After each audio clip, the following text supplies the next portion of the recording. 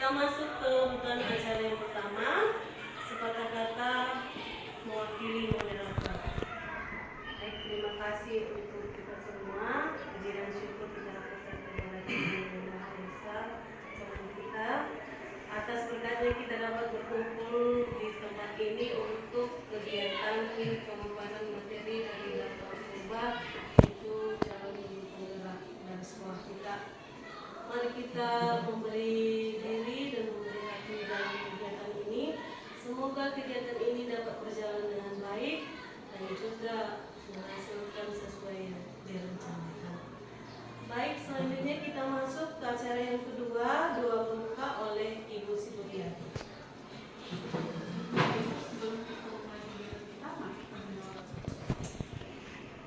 Kembali kami ucapkan puji dan syukur kepada Bapa yang Tuhan dan memberikan kepada kami dan dapat membawa kesehatan tempat ini. Tuhan, kami berkumpul dalam keadaan sukacita dan kami akan melakukan sebuah kegiatan berbagi praktik baik oleh Bapak Purba. Kiranya Tuhan, Engkau yang mengenai perkumpulan kami ini, apapun kegiatan kami, kiranya untuk kemuliaan nama Tuhan.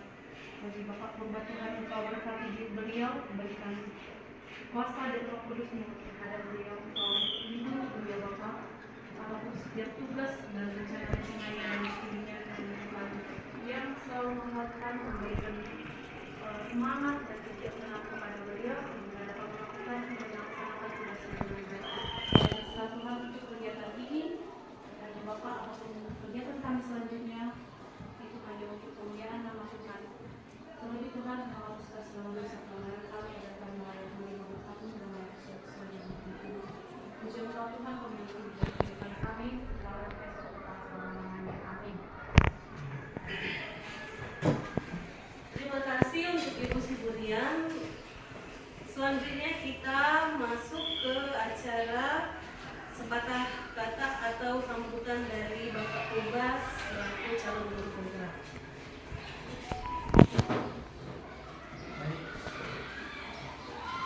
Selamat siang Bapak Ibu.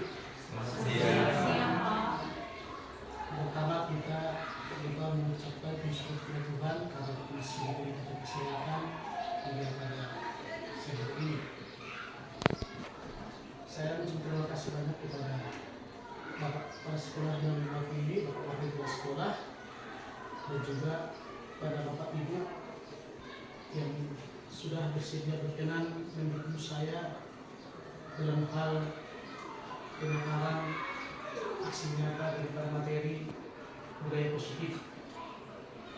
Jadi kegiatan ini adalah salah satu tugas mandiri kepada CGP untuk menyampaikan kepada rekan-rekan sejawat bagaimana itu budaya positif pada anak didik. Jadi dalam pemaparan ini Bapak Ibu, kita hanya saling sharing tukar pikiran dan saya tidak menggurui dan tidak mengajari. Apabila nanti ada kekurangan, ya tolonglah dimaafkan. Karena ini juga saya dalam proses pembelajaran. Jadi semoga nanti Bapak Ibu kegiatan ini bisa sampai berjalan sampai di penghujung nanti. Sekali lagi saya ucapkan terima kasih kepada Bapak Ibu sekalian dan semoga kepada Bapak Ibu yang belum mengikuti CGP keluarga saya mendukung, semoga ke depan bisa berhasil kelak. Jadi kita yang disampaikan, terima kasih.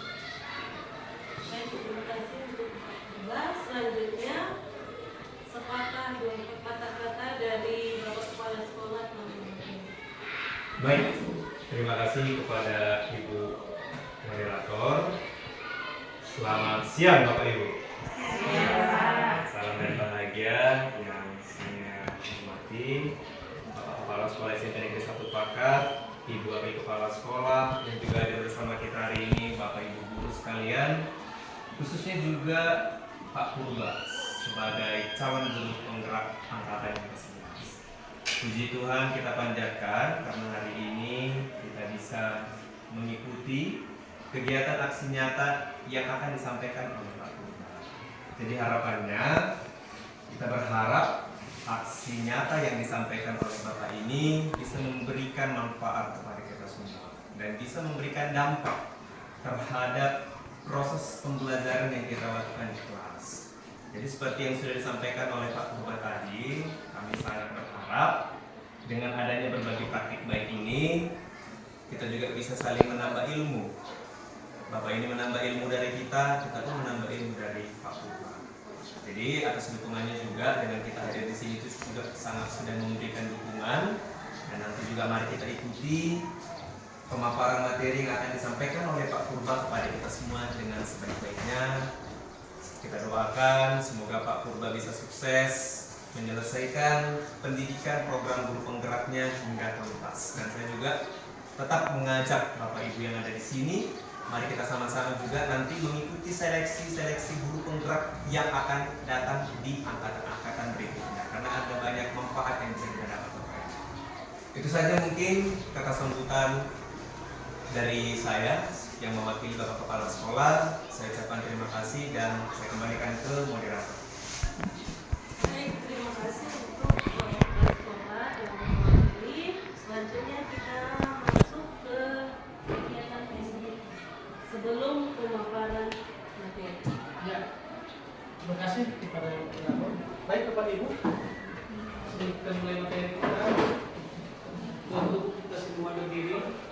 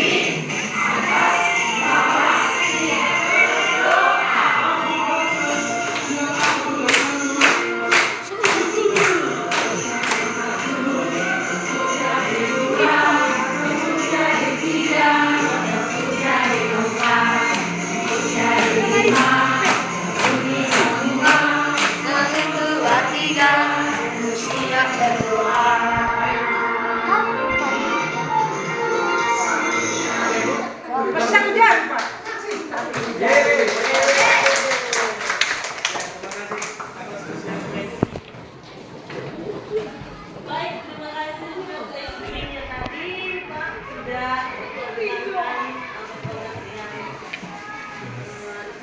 tentang tadi sebelum menghadapi pemaparan materi. Oke, selanjutnya lagi silakan untuk Pak Purba memaparkan materi. Terima kasih.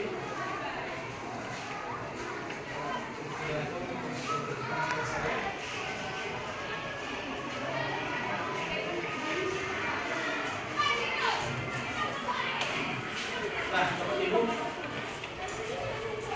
dalam pemaparan ini saya mau mencoba menyampaikan kepada Bapak Ibu sekalian bahwa kita itu kepada anak didik harus membiasakan namanya budaya positif. Jadi budaya positif di sekolah ini. Jadi kalau materi ini budaya positif itu ada beberapa bab item yang dibahas. Yang pertama itu ada disiplin positif, ya, disiplin positif, bagi kebajikan universal. Baru ada lagi keyakinan kelas, mengenai keyakinan kelas.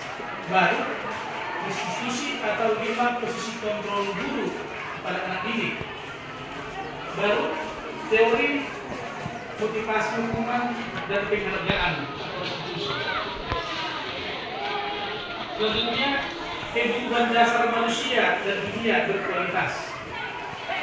Dan yang terakhir, segitiga restitusi. Nah, dari sini ada 6 poin yang perlu kita bahas. Jadi kita bahas itu persatu. Baik, teman-teman.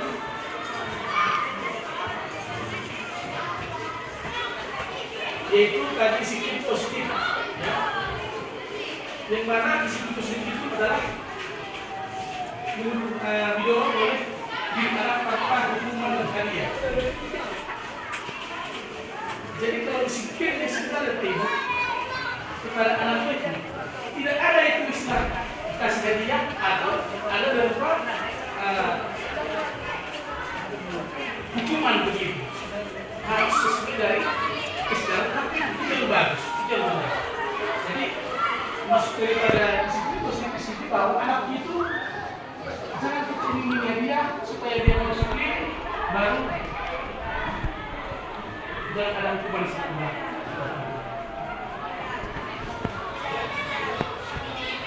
Selanjutnya, bagaimana perbedaan disiplin yang biasa dengan disiplin positif? Ini disiplin biasa itu bahwa dikendalikan oleh eksternal, ada sesuatu yang bikin disiplin. Nah, kalau yang ini satu itu. Jadi yang kedua dikendalikan karena ada hadiah tadi. Adanya penghargaan supaya mau dia disiplin. Begitu kan ini, harus ada hadiah begitu kan. Baru peraturan itu dibuat oleh yang berotoritas, artinya yang dibuat oleh saja seorang seperti itu. Baru kalau dia disiplin biasa itu fokusnya kepada perilaku. Bagaimana kalau disiplin positif? Kalau seperti itu jelas dia dikendalikan memang sesuai dengan kesadaran dari internalnya. Gitu. Harus bisa dia sadar dia. Baru tanpa ada dia diberikan gara-gara anak supaya saya dapat hadiah ada itu. Ya. Baru peraturan dibuat bersama. Artinya ada kesepakatan bersama begitu. Baru memiliki ownership atau kepemilikan. Jadi kalau seperti itu bicara disiplin ini kan terus punya 100% saya pribadi menjawabnya, tapi dengan belajar ini saya berusaha, ibu juga ya mari kita berusaha dengan secara pelan-pelan. Nah, bagaimana prinsipnya Pak Ibu di sini? Prinsipnya itu lakukan, biasakan, kerjakan. Prinsipnya. Kalau sudah dilakukan tadi itu, baru dibiasakanlah dan dibiasakan. Akan dilihat itu. Pertama, tumbuhkan. Kita harus bisa Bapak Ibu menumbuhkan kesadaran dari dalam hidup anak itu. Ya, ini yang pertama. Baru kita harus dorong dia, jangan kita kasih dorongan merupakan sesuatu yang dilakukan. Itulah. Baru konsekuensinya logis, bukan hukuman. Artinya tidak adalah hukuman, tapi konsekuensi dan akibat dari suatu perbuatan atau pelanggaran yang dilakukan. Oke, Pak Ibu.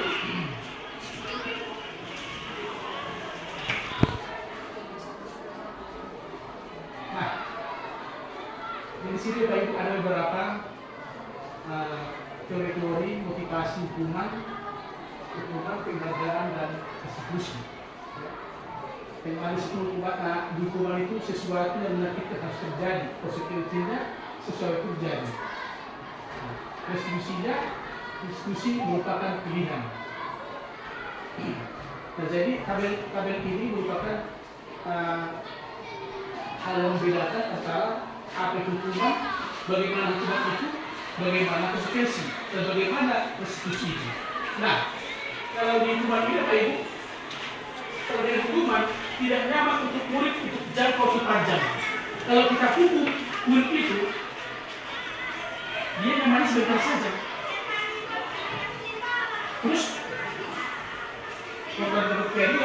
murid anak tersakiti, perilaku agresif meningkat, semakin dia semakin apa ya, sistemnya tidak berjalan dan berlaku pada sebuah institusi yang berlanjut pada keadaan hanya di sekolah. Kalau hukuman itu pada didik hanya di sekolah, untuk ke depan nyata di rumah sehari tidak ada. Dan akhirnya dia membenci peraturan. Itulah kalau hukumannya. Nah, bagaimana konsekuensi? Kalau ada konsekuensi, sesuatu terjadi.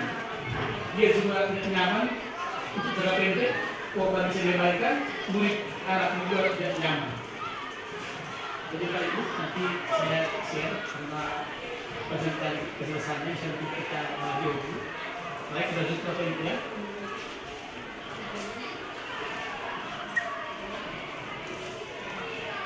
Jadi Bapak Ibu, di sini ada beberapa kita coba dulu. Ada di sini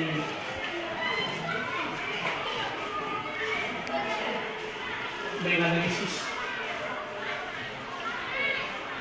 antara hukuman dengan konsekuensi.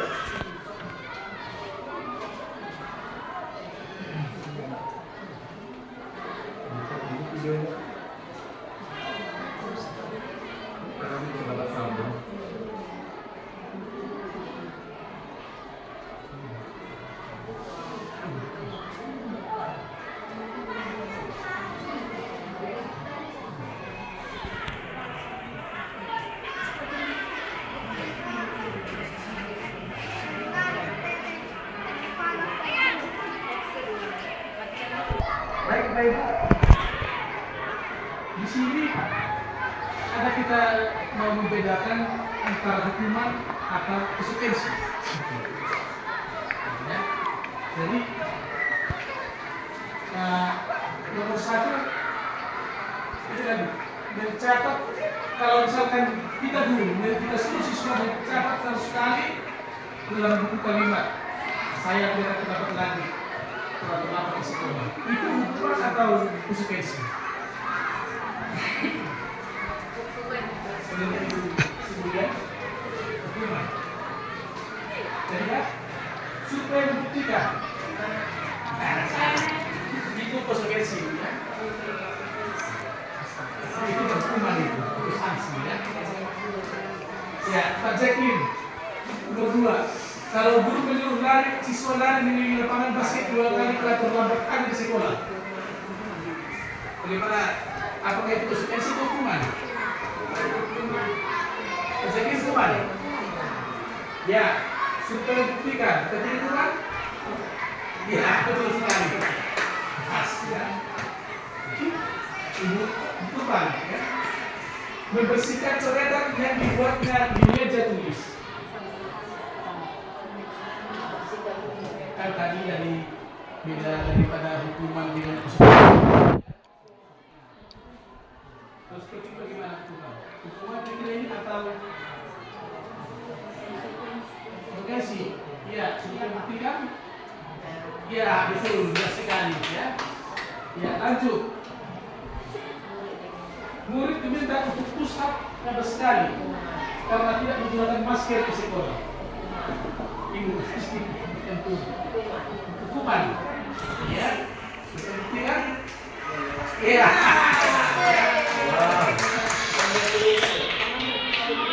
Ibu menjadi kertas tugas teman yang telah dicoret-coret, itu hukuman atau konsekuensi? Sanksi konsekuensi ya. Oke. Kita lihat bertiga. Iya. Oke. Ayu. Kita suruh siswa tersebut lapangan basket. Dihukum 12 siang karena mengobrol dengan teman. Hukuman. Iya, kita perhatikan.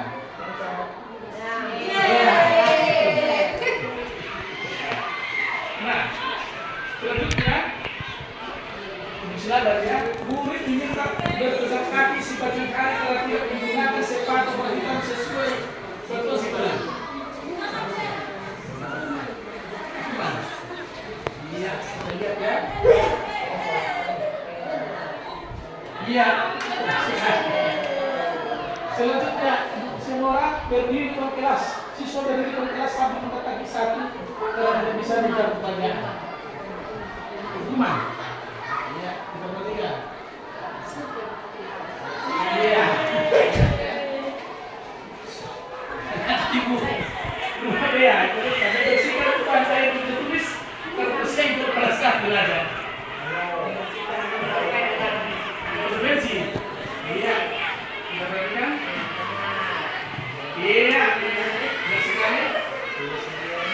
Dia kehilangan 10 menit jam istirahat. Tangan ya, tangan. Untuk mengerjakan tugas terhadap pendapat dan bertunda pelajaran sama sendiri. Hukuman. Iya, kita perhatikan. Sudah buktikan. Ibu berhasil ya. Ya. Oke. Ibu Sita. Duduk di bangku di lapangan. Duduk di bangku di pinggir lapangan pelajaran istirahat. Tidak diizinkan bermain oleh Jupiter karena mencederai teman saat bermain di lapangan. Apa itu? Hukuman. Ya, kita lihat. Sudah buktikan.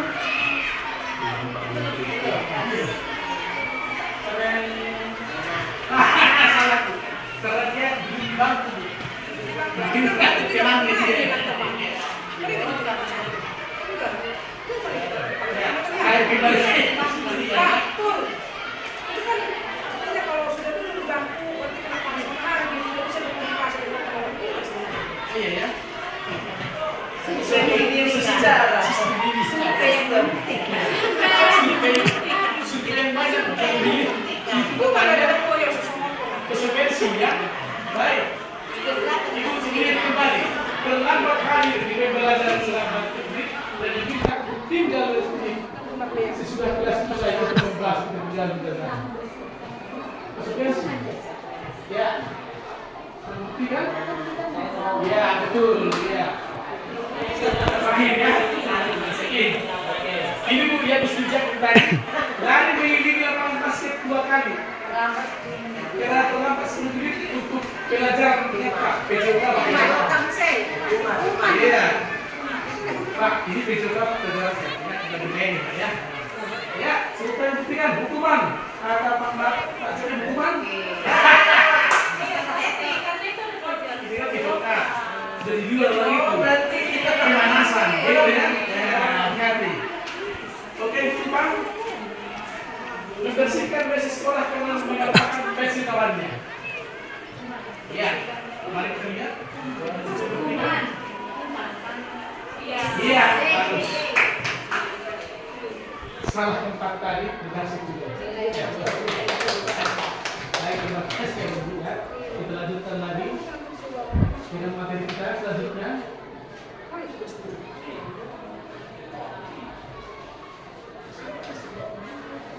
Itu yang tadi masuk. Kamu udah masuk.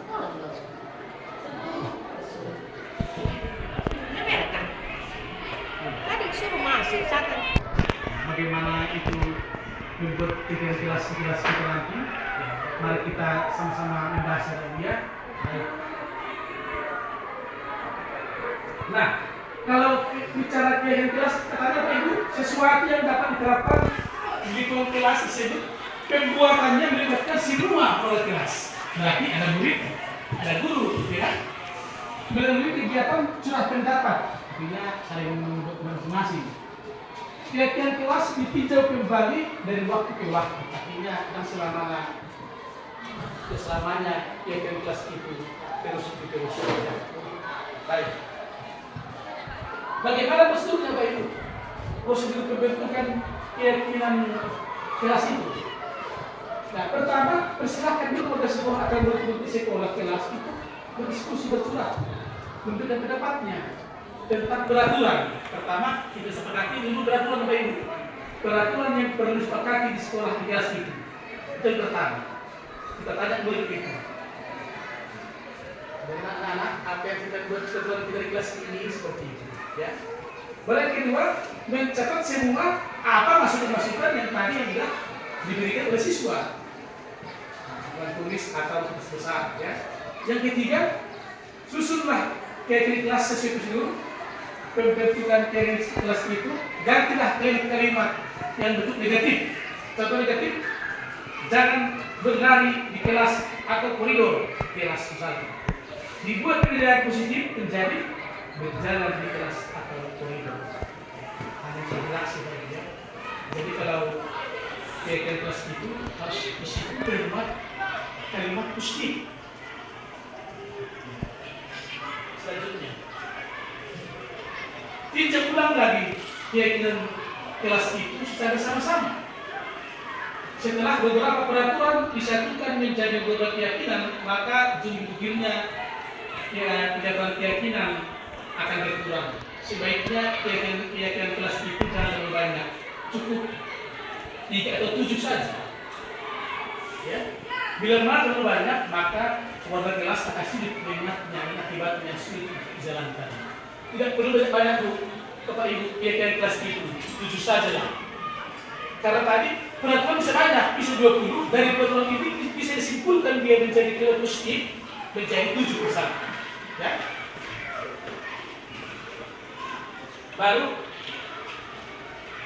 keyakinan kelas dibuat meninjau ulang, disetujui dan ditangani oleh semua warga sekolah, warga kelas itu. Berarti ada juga ibu ya ditangani oleh murid. Ya. Baru yang keenam, keyakinan sekolah, keyakinan kelas selanjutnya dilekatkan di kelas dan tidak dilihat dari sana. Saya rasa ini bisa kita bantu kita buat di kelas.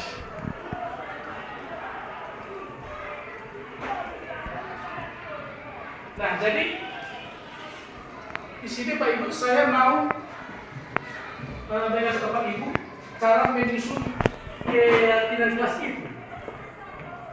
Ya, yang pertama Bapak Ibu buat dulu yang namanya peraturan kelas, ya kan?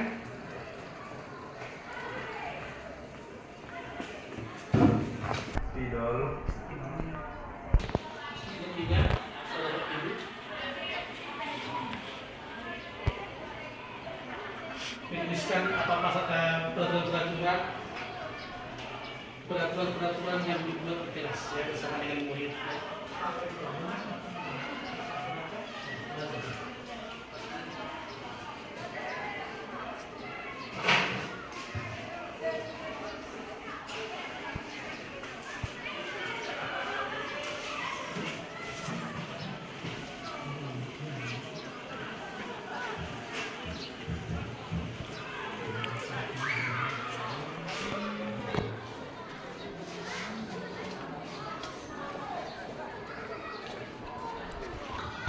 Ibu yang mana perjalannya? Kemudian dulu, silakan dulu. Kemudian dulu.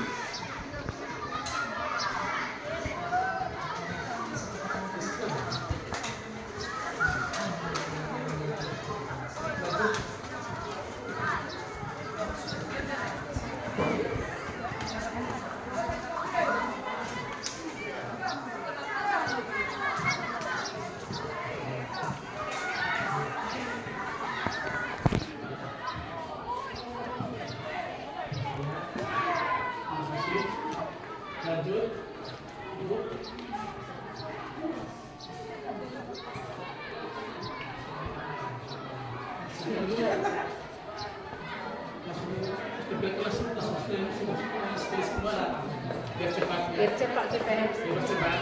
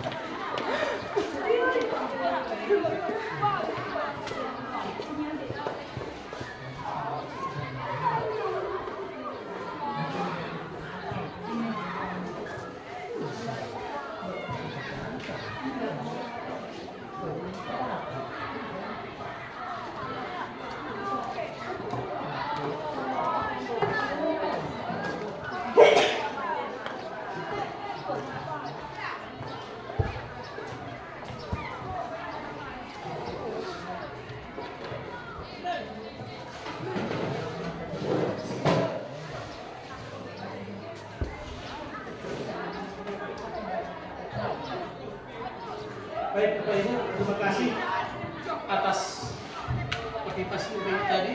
Jadi inilah kira-kira masukan tadi daripada siswa tentang apa saja program kelas. Kan? Saya akan coba membacakan satu.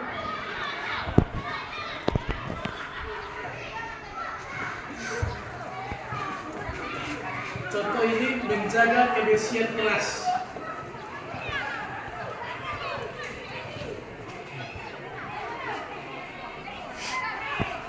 Dari semua ini kita cari dulu Pak Ibu peraturan dari siswa itu, kesepakatan atau peraturan dari siswa itu mana yang kita menurut kita ya kan? Kita samakan dulu kepada mereka. Di sini menjaga kebersihan kelas, betul. Selalu bicara sopan dalam kelas, betul. Mengerjakan tugas tepat waktu. Berbicara sopan, menjaga kebersihan, ya. Di sini sudah ada sama. Siswa yang berintegritas. Di sini.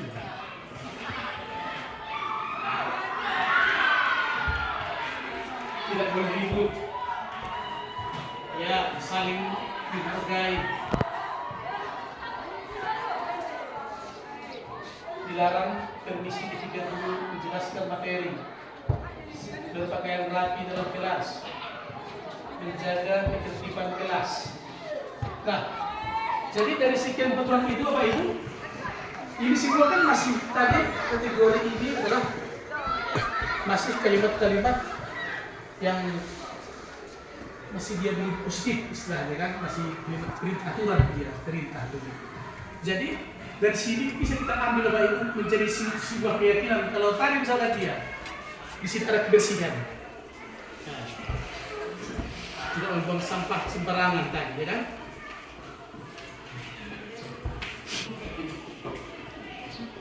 Berbicara sopan, selalu berbicara sopan di dalam kelas.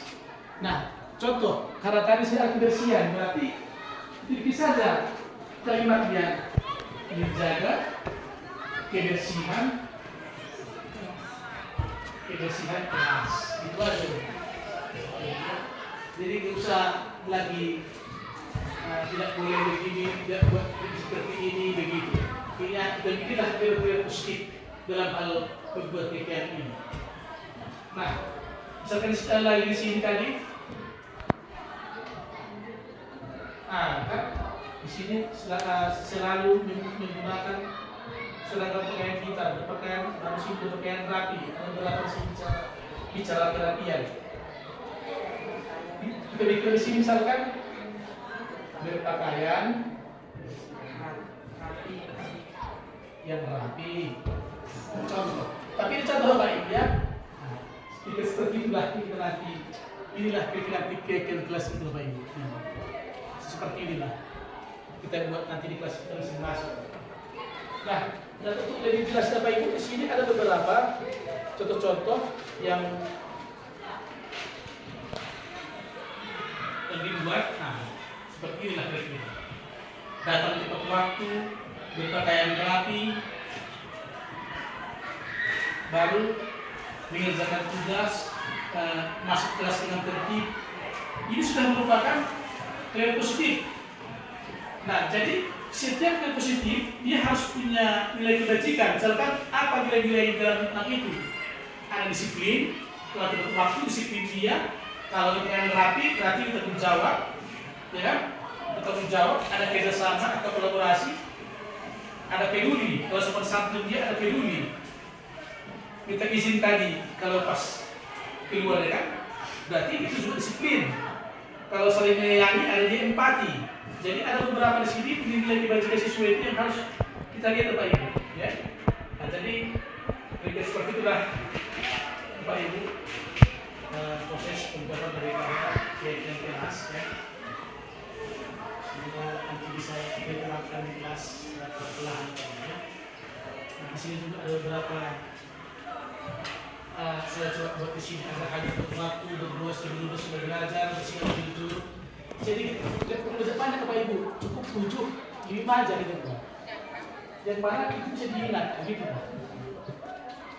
Terus ada lagi beberapa di sini saling membantu, ibadah tepat waktu, disiplin dan tepat waktu, menghargai guru, teman guru, sopan bersatu, kebersihan sebagian dari iman. Seperti inilah, kebersihan sebagai iman itu juga merupakan suatu apa? Hampir sama semua baik ya, hampir sama semua.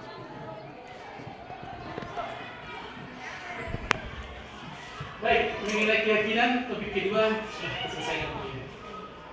Sudah. Kita masuk ke topik ketiga di sini ada masalah bicara mengenai kehidupan dasar manusia dan juga komunitas. Ya. Jadi sisi kata Bapak Ibu, kalau kebutuhan dasar manusia itu mencakup pertama bertahan hidup.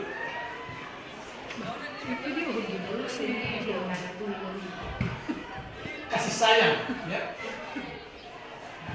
Kebebasan, kesenangan. Ini ada pada anak didik itu, Bang. Ya, ini semua ada dalam diri anak itu. Yang mana anak itu butuh mereka bertahan hidup kelasnya ya kan, butuh kasih sayang dan rasa terima, love and belonging. Yang banyak itu anak didik itu banyak apa? Kebebasan, kesenangan yang dua itu, ya kan? Mereka mau bebas, mereka mau senang. Jadi kebutuhan dasar manusia ini memang ada dalam anak itu. Maka itu kita harus bisa memahami bagaimana anak itu bisa. Nah, di sini ada beberapa lingkarannya: penguasaan, kasih sayang, kesenangan, kebebasan, dan semuanya itu adalah paling utama bertahan hidup.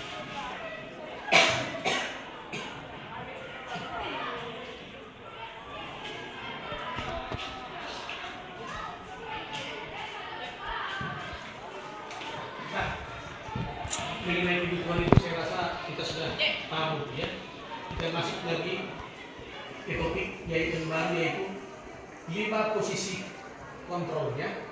Artinya ada 5 posisi kita Bapak Ibu. 5 posisi kita di dalam menghadapi anak ini. Nah, yang pertama di sini ada dia penghukum.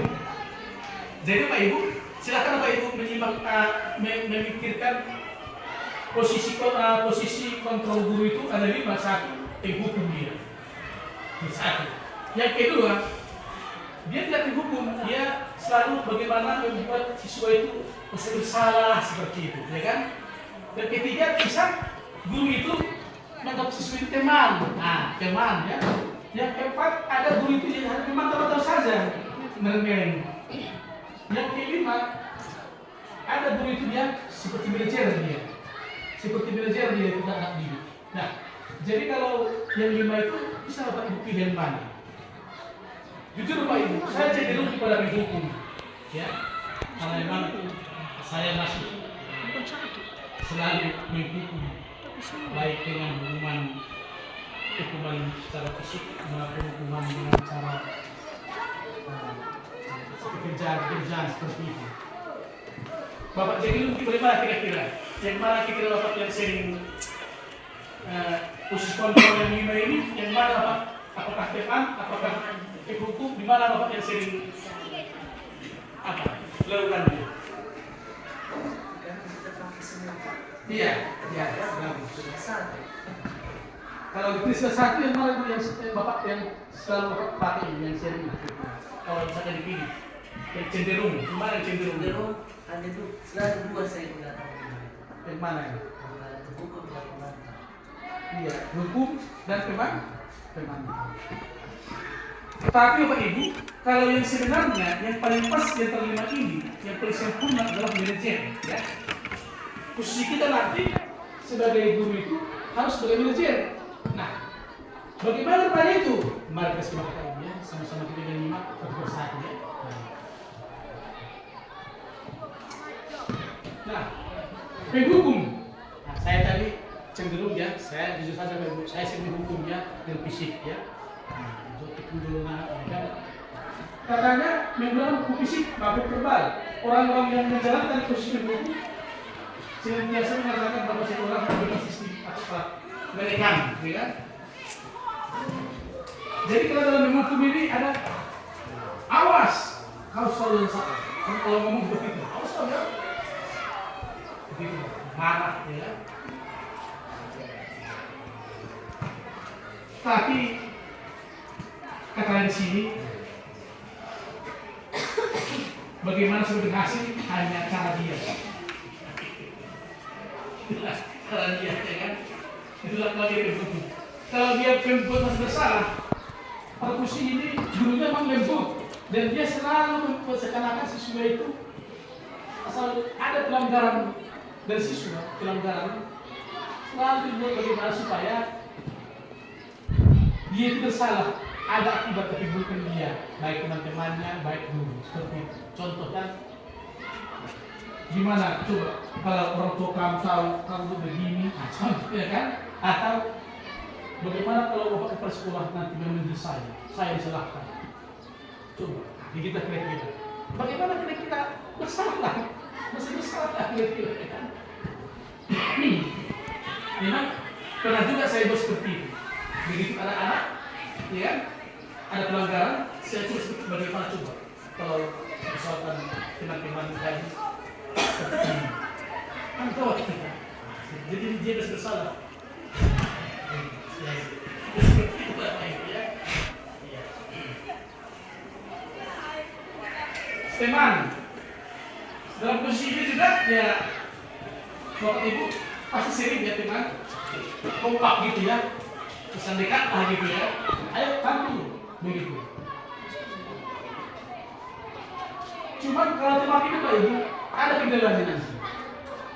Kendalanya tiba nanti dia si guru kita guru nanti negatifnya tiba-tiba kayak tidak teman dia kecewa ya kan. Tiba-tiba seperti mana kok ini? Saya pikir selama ini dia baik sama saya teman rupanya. Nah, jadi itulah negatifnya. Sempat cetek rohana. Akal, begitulah kira-kira. Ya, pemantau tadi Mas ini pemantau dia ya sama penghukum. Kalau pemantau ini posisi pemantau ini kan, kalau kita lihat simak di situ pemantau ini. Dia hanya melihat, dia ada reaksinya. Ya, oh, dia begitu ya. Oh, atau betul-betul caranya. Jadi, dia tahu apa sanksinya, dia tidak tahu apa. Cuma begini. Baru terakhir tadi, kelima ada manajer ya. Kalau manajer, selama ini memang si guru itu kalau ada pelanggaran tidak hanya dia harus membuat hukuman sidang ini ya, tapi dia diajak untuk bagaimana penyelesaiannya, jangan keluar. Misalkan seorang anak itu selalu sering dia terkebisi, contoh. Dia tanya dulu, dia tanya lagi, kalau saya bukan guru tahu seperti ini, ya kan? Terus bagaimana cara keluar supaya dia jangan lagi seperti itu? Kita cari. Itu makanya dalam hal posisi manajer ini seorang guru memang berat, ya, berat. Tapi dalam materi ini, inilah ya posisi guru yang paling yang pas sebenarnya, yaitu sebagai manajer. Kita bisa mengetahui bagaimana ini, baru kita bisa mencari jalan keluarnya, penyelesaiannya bagaimana supaya dia bisa berubah. Baik Bapak Ibu, mengenai ini yang lima posisi kontrol ini, ada kriteria itu Bapak Ibu tanyakan, kita sharing ya. Sekarang kita akan bergerak mengenai yang lima ya, posisi kontrol ini. Ada kira Baik, terima kasih. Ada yang mau kita tanyakan, kita masuk ke sesi tanya jawab mengenai materi yang sudah dipaparkan oleh Bapak Purba. Nanti kesempatan untuk sesi pertama 3 orang penanya. Nah, itu nanti masuk lagi kita ke sesi kedua untuk 3 orang penanya juga. Satu sesi. Oh iya, di materi itu kan di sesi kedua. Sekarang di sesi pertama untuk 3 orang penanya. Lagi silakan Bapak Ibu yang mau bertanya mengenai materi yang sudah dipaparkan oleh Bapak Purba.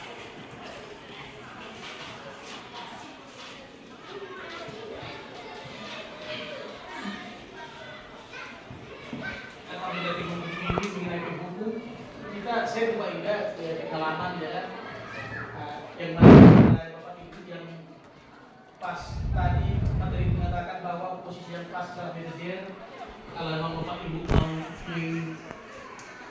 istilahnya menyatakan yang lain ya. Ya. Tadi ada di situ disebutkan bahwa ada 5 posisi kontrol. Kelima-limanya dari guru sampai dengan manajer. Kita sebagai guru sebenarnya ini sudah kita lakukan ya. Kita sadar ini sudah berjalan seperti yang lain seperti ini. Nah, jadi di situ ada satu penghukuman rasa bersalah dan seterusnya. Saya rasa kelimanya ini bukan hanya satu yang kita miliki sebagai guru, bukan hanya manajer saja. Nanti Bapak di situ ada pembuatannya bahwa kita di break di manajer begitu ya katakannya. Tapi kalau menurut saya dan yang sudah saya lalui, nggak tahu sama teman-teman lain, bahwa kelima-limanya ini ada pada kita setiap kali kita melakukan. Baik itu sebagai pendukung, sebagai rasa bersalah terhadap diri kita, dan sebagai teman juga memantau sisi. Begitu. Terima kasih. Baik, terima kasih kepada IPTD yang sudah memberi seluruh pengalamannya. Selanjutnya, jika ada Bapak Ibu yang ingin memberikan sharing pengalaman atau pertanyaan, bisa untuk 2 orang lagi. Bapak Ibu, bagaimana Bapak Wabun?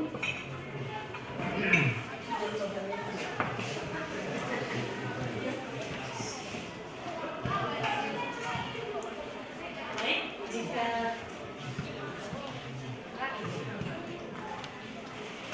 dan lagi yang mempertanya Bapak Ibu, dia dibuat oleh Bapak Purba tentang seri pengalaman IPTD. Cukup? Ya, terima kasih kepada Ibu Ijak ya. Tadi dikatakan semuanya berjalan oleh guru ini. Memang berkira-kira hidup seperti itu. Tapi dalam hal ini tadi yang akan dibuka di sini ada perbedaan daripada manajer ini.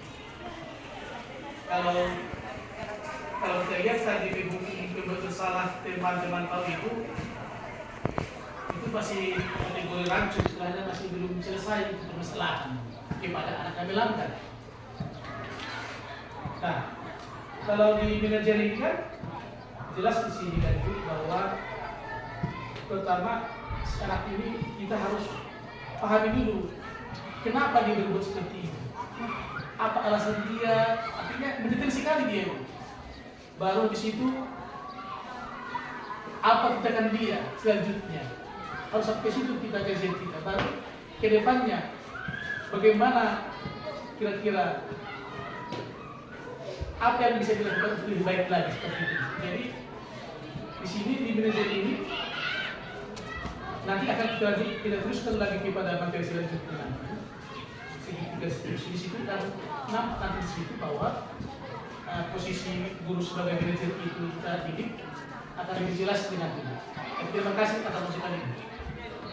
Pak ya. Begini aja. Ketika ada bukti, itu kan Pak mungkin membukti sesuatu langsung kalau tidak tahu bagaimana. Tidak ada alasan. Harus kita paham kenapa begini seperti ini. Kalau kita tinggal di selesai itu kalau kita seperti yang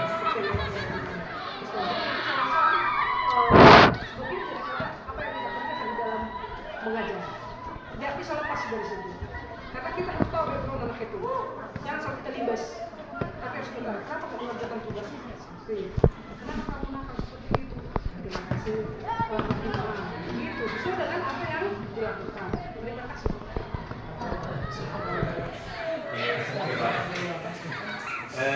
Gini ya, kebetulan bagus sekali ya pertanyaan Bu Pinja, mungkin sebagai ibu yang sudah punya pengalamannya banyak. Betul juga Pak yang disampaikan itu, bahwasanya mungkin selama ini ada yang namanya, bahkan kita dulu belajar di psikologi pendidikan yang namanya teori behavioristik, ada stimulus and response namanya. Jadi kalau di situ dijelaskan kalau murid melakukan sesuatu tentu harus ada akibatnya kan gitu. Namun memang berdasarkan yang dipelajari mungkin yang saya pahami ya Pak ya, dari Bapak mempelajari tentang filosofi pendidikan, khususnya kembali lagi mengulas tentang Bapak belajar Dewantara yang juga berkaitan dengan kurikulum merdeka sekarang. Sebetulnya ini teori lama yang akhirnya dimunculkan kembali nih, humanistik gitu kan. Dan memang ya kelima-limanya kita jalankan yaitu Ibu Tinja, karena lima-limanya ada, cuman idealnya yang mau dilaksanakan di sini adalah posisi manajer. Jadi kenapa akhirnya dimunculkan posisi manajer? Kalau di psikologi hukum, murid itu dibuat merasa dia tidak punya kapasitas apa-apa. Jadi kalau misalnya kamu terlambat, udah kamu harus langsung lagi ke lapangan mau tidak mau itu. Dengan posisi kontrol sebagai penghukum, dan kalau di posisi kontrolnya kita sebagai si pembuat merasa bersalah, ini yang biasanya dengan tipikal guru, kamu jangan begitu dong, kalau kamu terlambat saya kena marah kepala sekolah loh. Nah kira-kira seperti itu. Kalau kamu kayak gini kenapa yang kena marah sama atasan? Nah ini akhirnya si murid itu melakukan sesuatu karena dia kasihan sama kita gitu. Kalau tadi yang pertama kan dia merasa nggak punya pilihan apa-apa, itu harus dihukum gitu. Kalau dia posisi kita pembuat merasa bersalah, kita membuat mereka meyakini bahwasanya kalau dia melakukan ini lagi, kita yang kena gitu. Itu jenis-jenisnya Pak ya, jenis-jenisnya. Kemudian posisi dengan teman, ini yang biasanya membuat murid itu merasa dia di posisi aman. Ketika dia punya masalah, kita ada sama dia gitu. Udah kompak atau bapak ini, atau saya sudah kompak sama bapak itu, saya sudah kompak sama ibu itu, udah saya nggak akan macam-macam lagi dia apa-apa kalaupun saya buat salah. Ini posisinya agak krusial juga, ini agak kritis. Kemudian yang keempat posisi apa Pak namanya? Si pemantau. Si pemantau ini dia hanya melaksanakan tugasnya gitu. Dia pokoknya apa tertib sekolah. Kalau misalnya di tatip kita ada murid melakukan kesalahan hukumannya ini, dia hanya melakukan itu. Tapi kalau si posisi manajer yang unik adalah karena berangkat dari keyakinan kelas tadi. Jadi kita diajak, murid-murid itu diajak dulu berangkat dari keyakinan kelas, apa yang kamu yakini sebagai nilai-nilai kelas kamu. Jadi dari situ dia akhirnya menyadari sendiri. Memang prosesnya agak cukup susah, dia nggak bisa terbudaya dengan secara instan karena berangkat dari nilai-nilai keyakinan kelas yang sudah disepakatinya tadi. Pun kalau sebenarnya kita sekolah harus punya nilai-nilai keyakinan sekolah yang kita miliki, tapi memang belum kita laksanakan. Tapi mungkin Bapak ini hanya berusaha berbagi praktik baik saja tentang itu Pak, biasanya. Nah, kira-kira seperti itu dia. Jadi memang lima-limanya ada, cuman Bapak ini mungkin mau mengajak kita untuk nih posisi control manager adalah posisi yang ideal untuk kita lakukan. Kalau selama ini kita sudah di posisi penghukum, nggak apa ya. Saya juga pernah melakukan empat-empatnya. Bahkan yang paling susah adalah posisi control manager. Karena apapun ceritanya, dengan guru adalah pekerjaan yang akhirnya saya rasa juga cukup susah menghadapi ratusan murid. Bagaimana kita mengajak dia lagi berpikir untuk nilai-nilai keyakinan kelas, tapi yang sebaiknya kita lakukan adalah itu. Seperti itu. Ya. Baik, terima kasih kepada Bapak Wakil Sekolah yang sudah memberikan masukan dan juga kepada Ibu Muslijak ya. Baik, Bapak Ibu, kita masuk lagi ke yang terakhir, yaitu restitusi, segitiga restitusi. Kalau segitiga ini adalah simbolisme ya. Artinya ekspresi diri, pemikiran positif, dari imajinasi. Apa itu restitusi, Bapak Ibu? Nah, restitusi itu adalah proses menciptakan kondisi bagi murid. Menciptakan kondisi bagi murid untuk memperbaiki kesalahan mereka, supaya mereka bisa kembali kepada kelompok mereka dengan karakter yang lebih kuat. Itulah menurut Cikosen tahun 2004. Artinya mengembalikan si anak yang sudah tersesat itu menjadi lebih baik. Tapi yang catatan, pengembaliannya ke yang lebih baik itu, lebih kuat itu harus dengan kesadaran Bapak Ibu, bukan berkata dengan penghargaan atau bukan dengan hukuman, tidak. Memang sadar dia, bertobat dia, sadar dia. Itu dia sebenarnya. Restitusi juga bisa dibilang sebagai proses kolaboratif, ya. Jadi juga dia sebagai kerjasama yang mengajarkan murid untuk mencari solusi masalah, membantu murid berpikir orang-orang seperti apa mereka. Teman, itu yang harus dilakukan Bapak Ibu. Kita harus mengetahui, memahami mereka inginnya apa. Berat sekali untuk kita lagi begini kan. Harus kita pahami dari itu apa kebutuhan mereka dan apa yang mereka inginkan. Silakan hanya untuk menyampaikan materi kita sudah repot.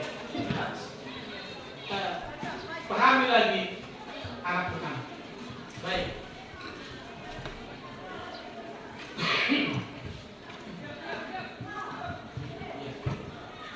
Jadi segitiga restitusi seperti ini. Baik ya. Pertama dia ada menstabilkan identitas, baru ada validasi tindakan yang salah, baru ditanyakanlah tadi keyakinan kelas yang kita buat ini tadi.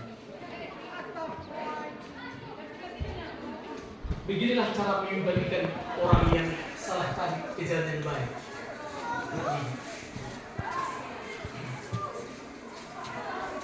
Nah, contoh Pak Ibu, menstabilkan identitas tadi. Kalau menstabilkan identitas ini, di sini adalah bahwa membuat kesalahan anak itu ya, menjadi identitas gagal menjadi sukses. Jangan mengkritik murid yang sedang mengalami gagal, identitas gagal Bapak Ibu ya. Artinya kalau menstabilkan identitas, ada juga pertanyaan seperti ini kira-kira, kalau ada anak didik yang terjadi pelanggaran sama dia, cukup Bapak Ibu pertanyaannya membuat kesalahan itu yang wajar di anak gitu. Tidak ada sempurna, kita manusia tidak sempurna, kita bisa memperbaiki kesalahan ini, kita tidak banyak. Kita jangan tanya kesalahannya, tetapi fokus dulu memperbaiki kesalahan. Nah, apakah saat itu kita menjadi orang yang baik, hukum sendiri? Jadi itulah tadi Bapak Ibu tadi dalam hal menstabilkan identitas. Selanjutnya, yang tadi yang kedua pas dia segitiga yang ke atas dan di bawah horizontal ini vertikal miring ya. Validasi data yang salah. Di sini adalah bahwa prinsip setiap perilaku berupaya memenuhi suatu kebutuhan dari guru akan bergeser dari pemikiran stimulus respon menjadi proaktif. mengenali dan mengakui kebutuhan murid akan memperbaiki hubungan dengan murid. Nah, jadi kalau dalam hal validasi dan masalah ini, artinya apa? Kebutuhan setiap perilaku berupaya memenuhi suatu kebutuhan tertentu. Guru akan bergeser dari pemikiran yang stimulus tersebut terjadinya proaktif, dikenali dan mengakui kebutuhan murid akan memperbaiki hubungan dengan murid. Jadi kalau cara pertanyaan seperti validasi dan masalah ini baik. Bisa seperti ini, kamu biasa saja bertindak dijawab lagi dari ini. Kamu bukan melakukannya tanpa suatu alasan tertentu. Kamu melakukannya karena berkata sesuatu. Artinya ada kita tindakan salah itu, ada kita mendukung dia. Gitu. Kalau itu salah, tadi itu bikin dia pertanyaan seperti ini. Setelah dia salah, tapi kita ambil dulu suatu kalimat bagaimana supaya anak itu kesalahan dia itu kita dukung dulu dia, dengarkan dia. Mungkin kamu bisa mempelajari suatu perilaku baru dalam titik. Di sini kamu mempelajari jika seperti ini lah. Pertanyaannya baru terakhir tadi Ibu masuklah menanyakan keyakinan atau peraturan sebelah tadi. Di sini murid akan diberi pertanyaan bermakna menunjukkan motivasi secara motivasi intensif, ya, mampu mengaitkan keinginannya dengan tindakan yang sama. Contoh, sebagai penghuni kelas khusus 1, apa yang terjadi yang disepakati semalam ini? Makanya perlu banyak untuk tadi kegiatan kelas kita kembali ke salah kelas cukup 7 dan berbanyak kali. Dan di sini sesuai itu, begitu siswa salah kan bisa minta dia menanyakan keyakinannya. Contoh ini, detail apa yang telah disepakati? Atau seperti apa gambaran kelas ideal bagi kamu? Kamu ingin menjadi seperti apa? Seperti itu. Ada 3 ya, segitiga visi itu bagaimana cara anak itu bisa kembali sadar kepada perbuatannya, kepada yang baik. Itu maksudnya. Ada 3 upaya kita. Begitu. Itulah segitiga visi. Saya baca ke Bapak Ibu. Ada di sini.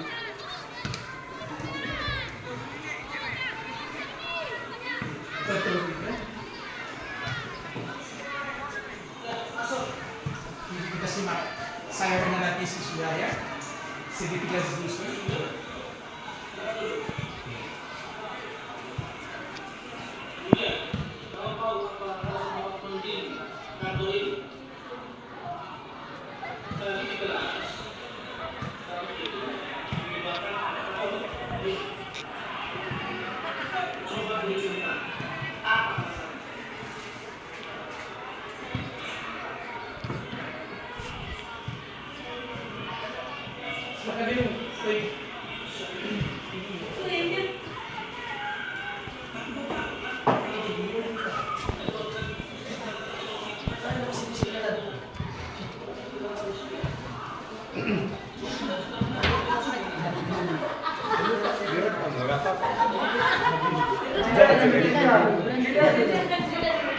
Kita lihat dulu video ini sebentar mengenai segitiga restitution, bahwa ada yang tiga-tiga di sini, ya.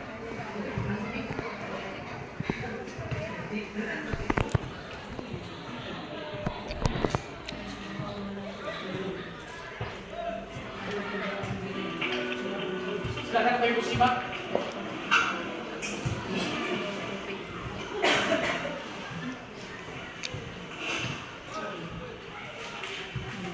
Siang Sarah. Siang Pak. Sudah lama nggak ketemu Sarah. Kenapa hari ini ada di sini? Kesel Pak, kesel banget. Masa aku dikatain tukang fitnah Pak? Ya aku marah lah. Aku balik katain Eka di depan kelas. Kesel banget. Oh begitu. Ya, pasti kamu marah dan kesal. Bapak juga akan marah apabila ada yang menuduh Bapak seperti itu. Kemudian pada saat itu kamu validasi tindakan yang Saya salah. langsung ngatain Eka lah Pak. Kesel banget, saya bentak-bentak dia depan teman-teman lain. Oh begitu. Pasti kamu melakukan seperti itu karena suatu alasan tertentu, bukan? Iyalah, masa saya diam saja Pak? Ya saya bela diri lah. Masa saya dituduh tukang fitnah? Ya wajar lah. Mempertahankan harga diri itu sesuatu yang penting buat kamu. Untung kamu tidak bertindak lebih gegabah lagi, hanya membentak-bentak. Iya Pak. Untung saya masih bersabar dan hanya membentak saja. Sudah gemes padahal, saya pasti bela diri lah. Ya pasti ya. Tapi kamu memilih untuk tetap bertahan dan bersabar. Kamu memilih untuk tidak berbuat lebih parah lagi, kan? Iya. Nah, sekarang coba kita lihat lagi tindakan kamu yang bentak-bentak Eka di kelas. Tindakan kamu itu kira-kira sesuai dengan keyakinan kelas atau prinsip kamu tidak? Enggak lah Pak. Capek Pak jadi pemarah. Jadi keyakinan atau prinsip mana yang kurang sesuai dengan keinginan kamu? Ya, saya sebenarnya sangat menghargai orang lain. Mungkin saat itu saya menjadi emosi, jadi tidak menunjukkan sikap itu. Kamu meyakini tidak? Menghargai orang lain itu penting buat kamu. Yakinlah Pak. Iya, setuju. Kita harus saling menghargai. Namun, ada juga keyakinan yang kita sepakati yang perlu kita jalankan apabila kita sedang marah, bukan? Ya saya bisa lebih proaktif, mulai dengan diri sendiri. Saya bisa jadi lebih bersabar, mengambil waktu jeda untuk berpikir mau apa selanjutnya. Kira-kira kamu bersedia memperbaiki masalah ini tidak? Bersedia Pak. Kalau kamu memperbaiki masalah ini, kamu akan menjadi orang seperti apa? Saya akan menjadi orang yang bertanggung jawab kali ya Pak. Dan senantiasa proaktif. Iya, menurut kamu bagaimana rasanya menjadi orang seperti itu? Ya nyaman lah, bangga bisa bersabar dan mandiri. Baiklah kalau begitu. Yuk kita pikirkan bagaimana memperbaiki masalah ini. Baik, Bapak Ibu. Jadi tadi di video step itu ada situ 3, yaitu disebutkan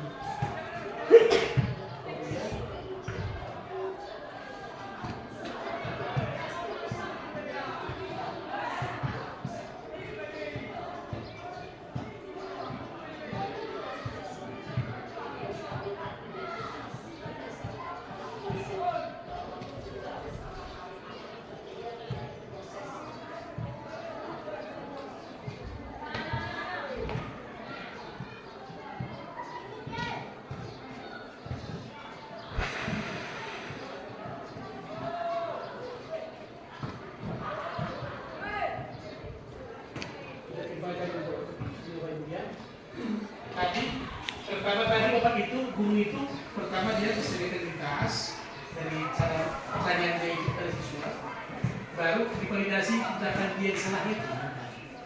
Habis itu dia tanyakanlah keyakinan kelas apa keyakinan kelas yang belum dia kerjakan kesalahan seperti ini.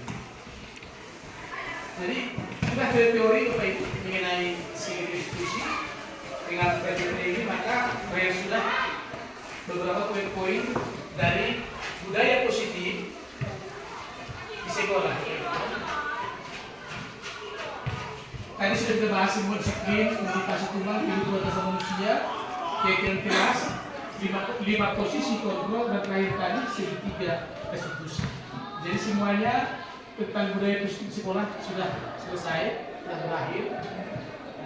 Apabila ada pertanyaan Bapak Ibu, silakan. Terus akan dikembalikan kepada Ibu.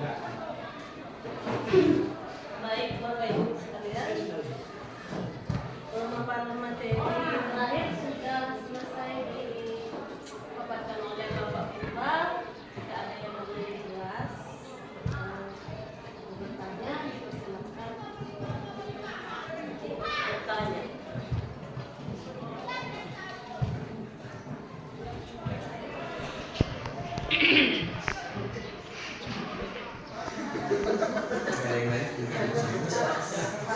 Oke, sudah pas? Cukup jelas ya. Oke, baik. Karena sudah cukup jelas, kita tutup lah ya. Kita tutup kegiatan kita ini.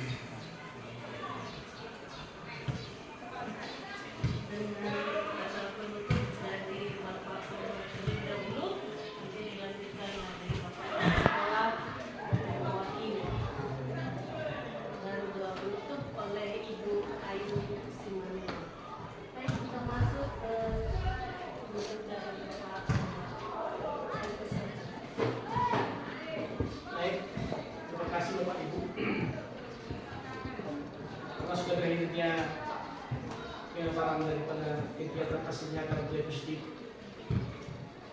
untuk bergerak ini, maka untuk sebagai kesimpulannya, marilah kita Bapak Ibu bersama-sama untuk melaksanakannya, walaupun tidak segampang memberikan tangan, tapi dengan perlahan-lahan bisa diterapkan di sekolah kita ini bagaimana supaya sekolah kita ini bisa semakin baik, semakin maju ke depannya. Apabila tadi Pak Ibu ada kata-kata saya yang salah, kita berkenan mohon dimaafkan. Pak Ibu. Dan juga kepada Bapak Ibu sekolah yang sudah mensupport kegiatan ini dengan baik. Dan juga kepada moderator yang sudah membantu saya dalam hal presentasi ini. Sekali lagi, terima kasih. Koras.